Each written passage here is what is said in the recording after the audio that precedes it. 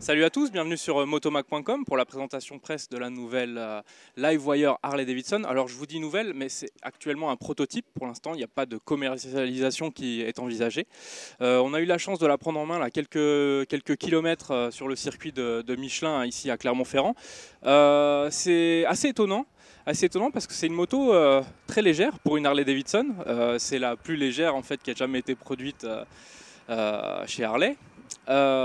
C'est une moto électrique, donc avec un moteur très spécifique.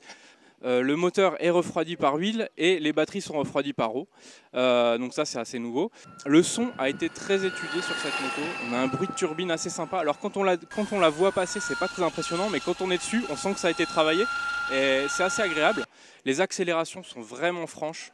On a deux modes de conduite. Alors moi j'ai tout fait en mode assez à puissance maximum.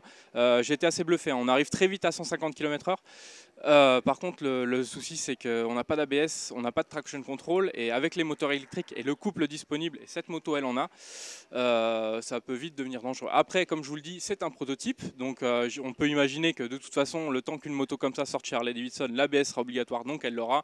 Et au prix où les motos électriques se vendent, on peut largement envisager de rajouter un traction control pour pas très cher. Alors après, au niveau de l'autonomie, là on a fait environ 30 km, la batterie est descendue à 68%. En gros, on peut compter sur un bon 100 km en roulant tranquillement. Au niveau de la maniabilité de la moto, comme je vous le disais tout à l'heure, c'est assez léger. Ce qu'on adore, c'est la position de conduite, très typée roadster.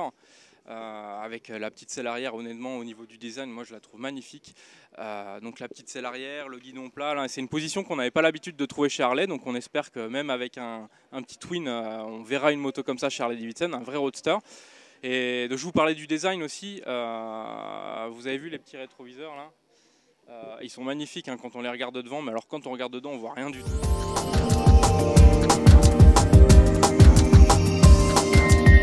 C'est bien une Harley-Davidson et elle mérite sa place au catalogue. On espère qu'on va la voir très vite.